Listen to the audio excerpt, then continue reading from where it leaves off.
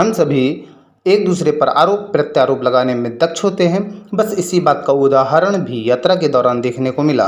विद्यालय में अवकाश की घोषणा होते ही विद्यालय में 4 मित्रों ने कहीं बाहर घूमने की योजना बनाई और कहा कि घर वालों से स्वीकृति मिलने के बाद तिथि निर्धारित करते हैं। इस प्रकार उन सभी ने अपने माता पिता से स्वीकृति प्राप्त की और घूमने चल दिए। घर से निकलने से लेकर स्टेशन तक आए तो देखा कि चारों तरफ, अर्थात मानव को देखा जाए तो जहाँ चाहा वहाँ कचरा फेंक रहे थे। तो कहने लगे कि यार देखो कितनी गंदगी है, लोग भी ना मानते नहीं हैं। तब दूसरे ने कहा ये सब साफ सफाई का मामला है, जो पालिका का काम है, लेकिन वो ध्यान ही नहीं देते हैं, उन्हें तो हराम की कमाई चाहिए। तो तीसरा कहता है कि इनके ऊपर जो अधिकारी है वो कर्मचारियों को टाइट ही नहीं करते हैं, इसलिए सब ढीला ढाली चल रही है।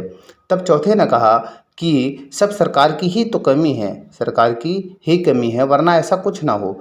फिलहाल स्टेशन पर आकर उन्होंने अपने गंतव्य की ओर प्रस्थान करने वाली ट्रेन को पकड़ा और यात्रा शुरू की। तब यहाँ भी कुछ ऐसा ही देखने को मिला। लोग जहाँ तहाँ खाकर फेंक देते हैं। ट्रेन में सहयात्री को बाथरूम जाना पड़ा और सामान्य डिब्बे की हालत से तो सभी परिचित हैं कि एक तो खचाखच गाड़ी भरी, फिर भीड़ को चीरते हुए उस स्थान तक पहुंचना एक टेढ़ी खीर है, क्योंकि कुछ ने खाकर वहीं फेंक रखा है तो किसी ने थूक रखा है इत्यादि। किसी ने टोंक दिया तो किसी ने कहा कि ऐसा है भाई साहब, आप ज्ञान ना दो, कचरे को क्या बैग में भर लें इत्यादि। तो वही कहावत याद आई कि अकेला चना क्या भाड़ फोड़ेगा।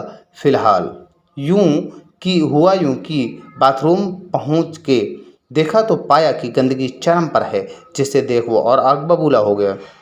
उसने खरी खोटी सुनाई कि सरकार को बस किराया चाहिए और इन सभी पर तो ध्यान ही नहीं दिया जाता है। और स्टेशन पर गाड़ी पहुंची तब एक अनाउंसमेंट उसके कानों में सुनाई दिया कि कृपया सफाई में हमारा सहयोग करें।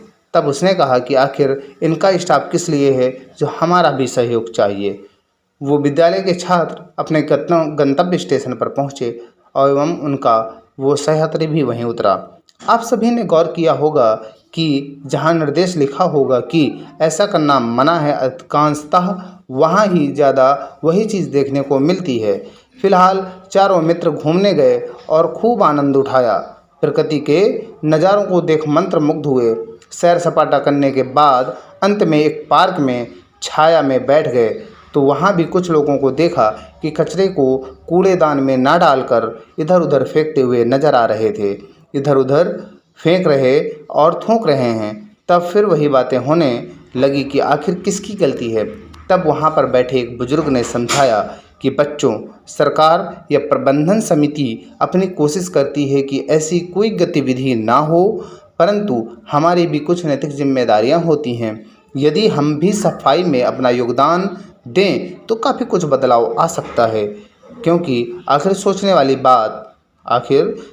बात यह है कि हम अपना छोटा सा घर ढंग से नहीं संभाल पाते हैं, जबकि सरकार पर देश या प्रदेश की जिम्मेदारी होती है। इसलिए हमें भी कुछ अपनी जिम्मेदारी को समझते हुए योगदान देने की कोशिश करना चाहिए, क्योंकि परिवर्तन एक के करने से नहीं बल्कि हम सबको मिलकर कदम उठाना होगा